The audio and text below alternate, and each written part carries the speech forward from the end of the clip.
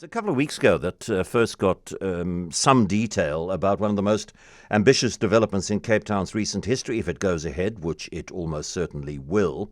The V&A Waterfront wants to turn sea into land, has applied to reclaim 3.8 hectares from the ocean in Granger Bay, a 24 billion rand expansion of the V&A precinct. The Department of Forestry, Fisheries and the Environment has opened the application for public comment. Allan Nenguke, who is the Executive for Development at the V&A Waterfront, joins us now. Allan, good afternoon. Good afternoon, John, to you and your listeners. Let me just see if I understand the geography correctly. If I'm standing looking out at Robben Island with the wheel at my back, what the area that's going to be reclaimed is kind of from there through to the Granger Bay Harbour. It's probably about 150 meters in, from the wheel looking into the harbour. It's about 150 meters in, yes. And I mean, just to talk about let's assume for the sake of this discussion that it is going to go ahead. I don't know what objections there might be and the possibility of those objections kiboshing the program, but let's assume it goes ahead. I mean, how big a technical thing is it to do to reclaim land from the sea and then build on it?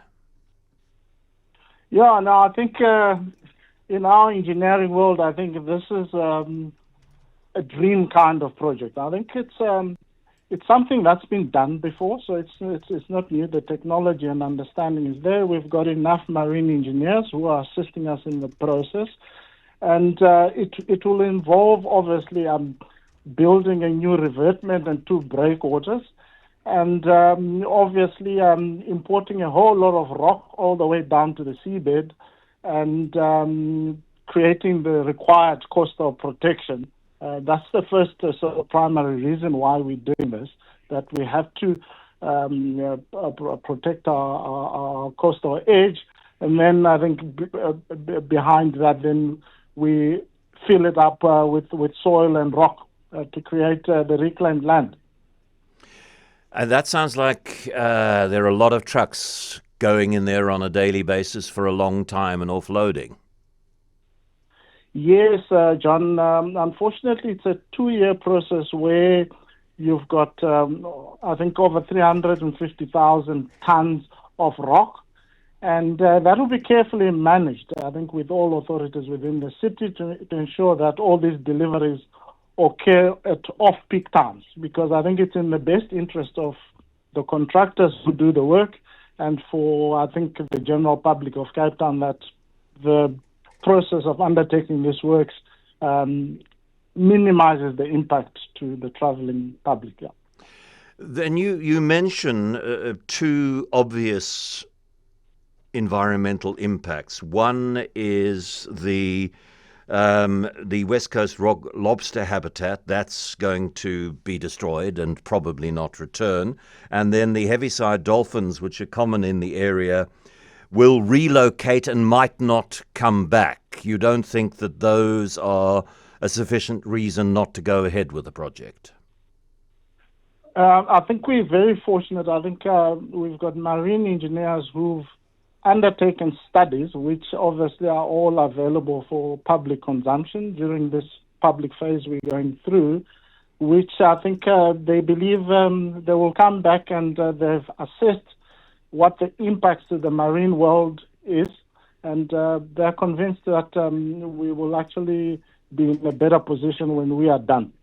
And I think we've also, something that maybe might be unknown to the public, we've built a model of 1 in 45 model. The CSIR have built a model for us to just understand the impact of what this bay will be. And I think I'll be glad to tell you the results were very, very positive and encouraging.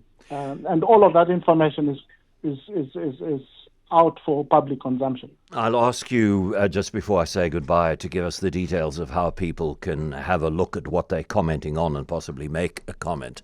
Because I saw the artist's impression of what it's going to look like, and it's going to be lovely, sort of windy path along the coast and coastal rock pools, tidal pools behind that, and it looks lovely, and I'm sure it's going to be very successful, and you're going to make a lot of money out of it. But man, it's going to make the waterfront even more difficult to access in busy times.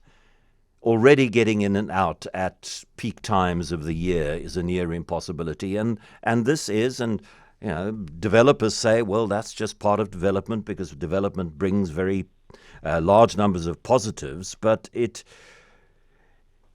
makes the waterfront more attractive, and therefore it makes the waterfront less attractive in a strange way.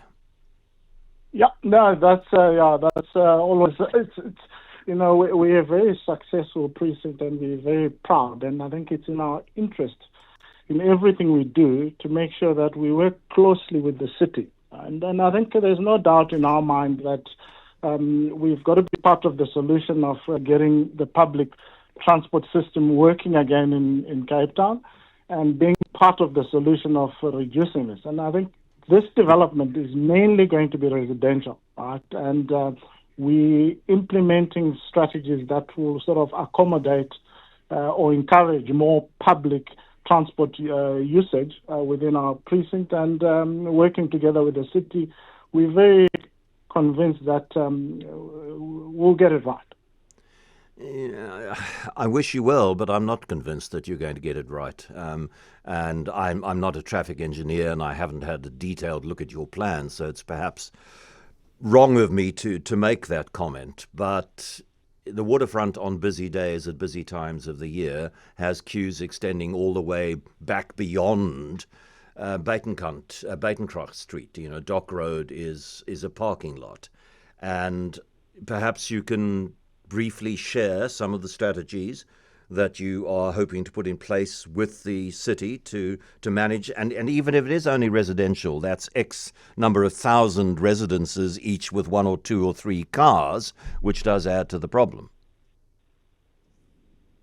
Yes, yeah, but hopefully with reduced traveling, as we hope we'll get a lot of people who work within the waterfront to start living here, and we know the city has got a huge drive of getting residential around the city. So I think all of those things will help. And I think with rail coming back to its former glory, all those things we believe over time, with my city improving the connectivity, and we have to be part of that solution of facilitating stations for this, encouraging wider walking pavements, micro-mobility.